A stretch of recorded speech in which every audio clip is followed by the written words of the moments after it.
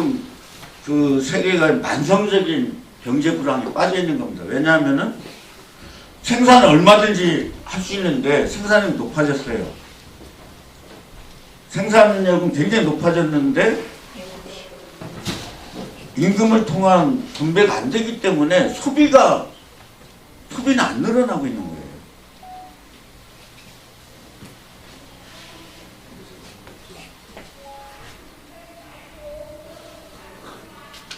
그래서 의장님 좀 추우시면 좀 올릴까요? 아니 안 추워요. 좀 올릴까요?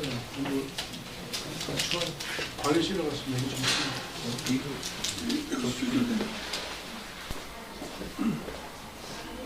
좀 오랜 시간 뭐 할 거면 앉아서 하셔. 많이 늙으셨어요.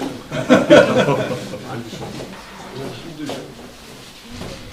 지금 이렇게 지금까지 말씀드린 걸 보면은 진짜 큰 패러다임 전환이 없으면은 위기가 올 수밖에 없습니다. 근대 산업과의 대전제가 이미 다 깨져버렸어요. 그래서 이제 그런 인공지능 자동화로 대표되는 이런 그것이 일으키는 큰 변화에 맞는 어떤 새로운 사회 시스템, 국가 시스템으로 전환을 하지 않으면은 사회 자체가 지속 가능하지 않을 수가 있는 거죠. 그래서 이제 저번 대선 때 제기가 기본소득 보장제 이런 게 제기되는 이유가 바로 그런 이유입니다. 이 산업사회 대전제가 지금 깨지고 있기 때문에 더 이상 임금을 통한 분배가 잘 안 되고 그것이 이렇게 그러다 보니까 이렇게 그 만성적인 경제 불황이 오고 이게 지속하기 어려우니까 그러면 국가가 적극 개입해서 분배를 해야지. 그런 방안들이 이제 자꾸 나오기 시작하는 거죠. 그래서 지금 우리나라뿐만 아니라 전 세계가 지속 가능성의 위기를 겪고 있는 상황입니다. 이제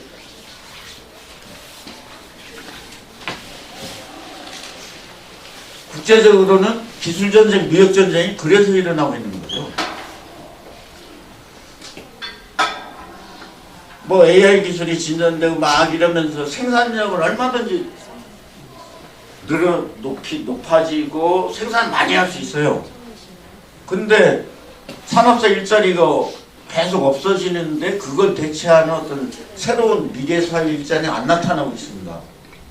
그러다 보니까 임금을 통한 분배가 안 되는 거예요. 그 소비시장이 자꾸 늘어나지 않습니다. 제한되고 있어요. 그럼 이 제한된 소비시장을 가지고 경쟁할 수밖에 없게 되는 거죠. 제로섬 게임이 벌어지는 거죠. 그래서 이제 무역전쟁이 일어나는 거죠.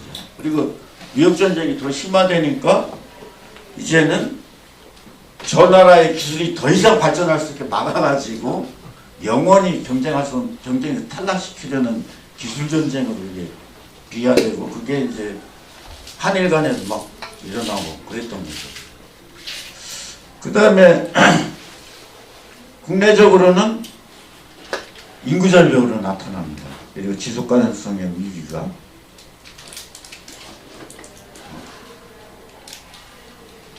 그 다음 여기부터 오죠.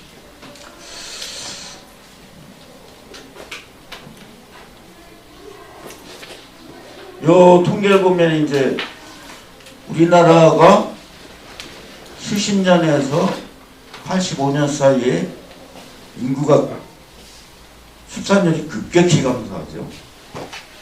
그래서 현재 이제 일에 못 미치고 있습니다. 초저출산 현상이 일어나고 있는데요.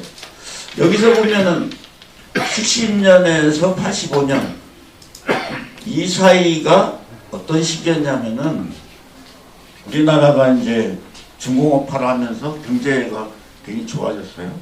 소득이 막 올라갑니다.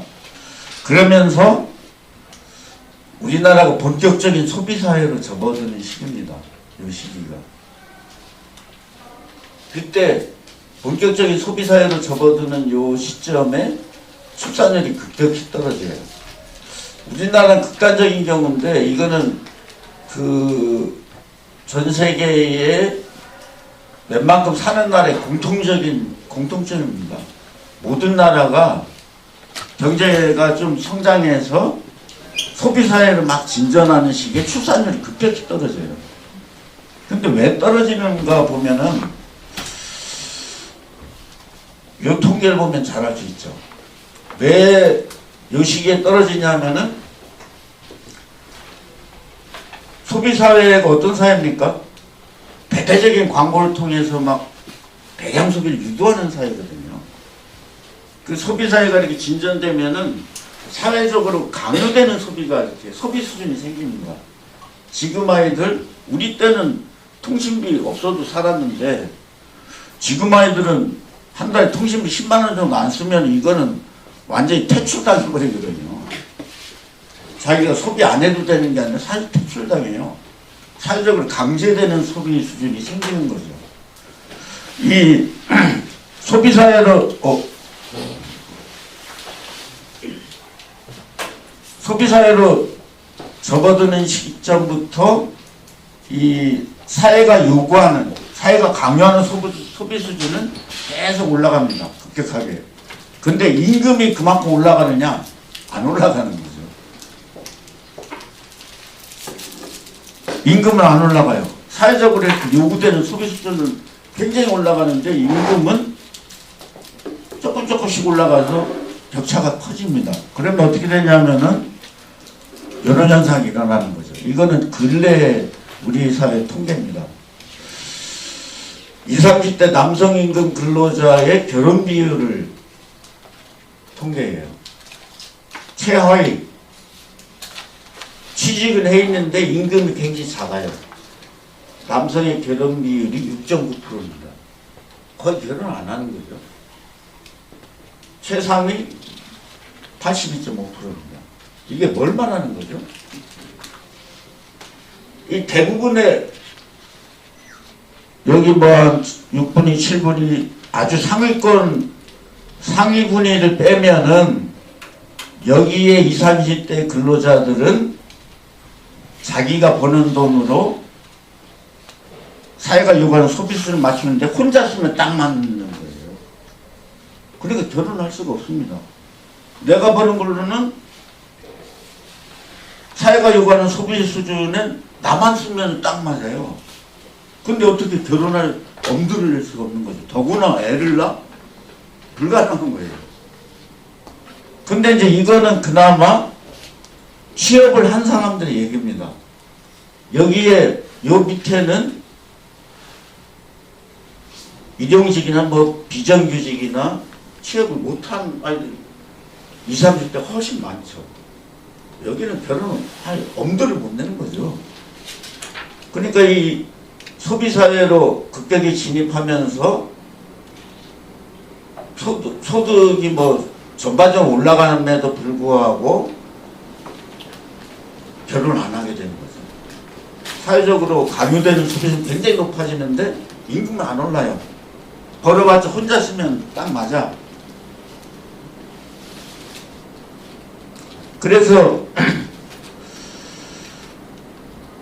이런 현상이 인공지능 자동화 급진전되면 훨씬 심화될 수밖에 없는 거죠. 취업 못하는 비율도 굉장히 늘어나고 임금 격차도 굉장히 커지기 때문에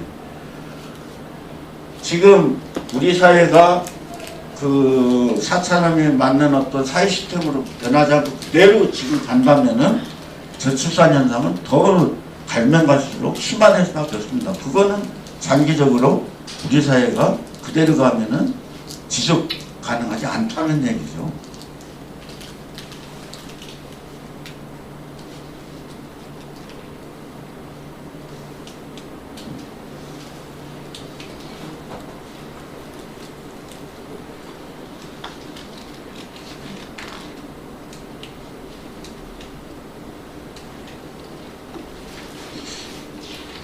그래서 이제 우리가 새로운 어떤 이러한 기술의 급속한 진전에 맞는 새로운 사회체제, 그에 합당한 어떤 사회체제, 이런 거를 꿈꾸지 않으면 안 되는 시점에 지금 와 있습니다. 어쩌면은 지금 이렇게 너무 늦게 가고 있는 건지도 모르죠. 이미 변화가 요구하는 사회 시스템 변화는 패러다임의 전환을 요구하고 있는데, 우리 사회 내부가 지금 진전될 수 있는 부분은 과거 이렇게 산업성의 민주주의 반민주의의 그 수준에서의 제도개혁, 요 수준은 밖에 갈 수가 없는 그런 격차가 이렇게 있는 그런 상태라고 볼 수 있습니다. 그럼 이제 교육적으로 돌아와서요. 그럼 앞으로의 사회가 그 산업사회는 전혀 다르게 이렇게 변화해 가는데, 그랬을 때 그러면은 교육에서 가장 핵심에 놓여야 될 것은 뭔가? 아이들에게 우리가 길러줘야 되는 능력이 도대체 뭐냐? 그거 자체가 달라지는 건데, 그걸 이제 우리가 생각해 봐야 될 것 같아요. 그 인류학자들 중에 이제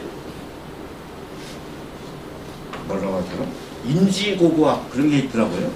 그러니까 사람의 두뇌 이런 것들이 어떻게 발전해 왔나, 이거를 연구하는 그 고고학이 있어요. 그 인지고고학자들의 최근의 연구에 의하면은 우리는 보통 우리 현생 인류의 조상은 크롬마뇽인이잖아요. 근데 그 이전에 네안데르탈인이 있었는데, 우리는 되게 크롬마뇽인은 네안데르탈인의 후손이다 이렇게 생각하거든요. 근데 연구하면 그게 아니래요. 네안데르탈인이 있는 상태에서 크롬마뇽인이 이제 어쨌든 등장을 했는데, 이 크롬마뇽인이 네안데르탈인을 멸종시키고 현생인류의 조상으로 자리 잡았다고 합니다. 근데 연구를 해보면은 네안데르탈인도 기능적인 측면에서 굉장히 우수한 종족이었다고 그래요. 그러니까 사냥도구를 제작한다든지, 뭐 사냥을 위해서 사냥을 한다든지, 사냥을 위해 조직을 한다든지, 이런 데서 굉장히 능력이 뛰어났다고 그래요. 그런 점에서는 네안데르탈인이 크롬마뇽인보다 못하지 않았답니다. 그런데 크롬마뇽인한테 멸종을 당했어요. 그래서 이제 인지고학이 연구를 해보니까 뭐가 다른가 보니까 크롬마뇽인으로 오면서 두뇌 구조에 혁명이 일어났어요. 어떤 혁명이 일어났냐면은,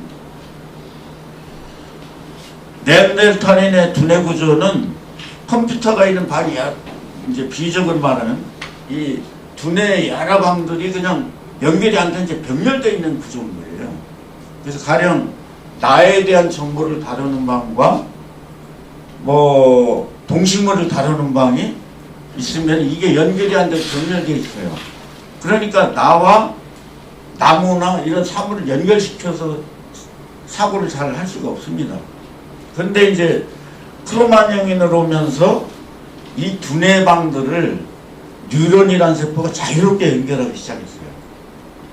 그러면서 관계에 대한 사유가 발생을 하기 시작한 거죠. 그래서 우리는 아주 자연스러운 반응인데, 산에 가다 보니까 나무가 이렇게 도끼에 반쯤 찍혀 꺾어져 있어요. 그러면은 우리는 어떻게 반응해요? 아이고, 무지 아프겠구나. 이게 그 두뇌 혁명이 없으면 가능한 사고가 아닙니다. 나를 다루는 방과 나무를 다루는 방이 자유롭게 연결되니까 나무를 나처럼 상상할 수 있는 거예요. 그래서 두께 꺾어진 나무를 보고 내가 이렇게 다리가 어떻게 돼서 뼈가 어떻게 해서 막 아플 때 생각하면서 아이고 무지 아프겠구나. 상대방을 나처럼 상상하는 관계에 대한 사유, 또 그 관계에 대한 사유를 바탕으로 한 공감 능력이 생겨났어요. 그게 크롬마뇽 현생 인류가 갖고 있는, 새롭게 갖게 된 능력입니다. 이렇게 되니까 네안데르탈인은 그런 관계에 대한 사유가 충분히 발달해 있지 않기 때문에 그 같이 생활하는 단위의 조직이 생물학적범들이 크게 못 벗어납니다.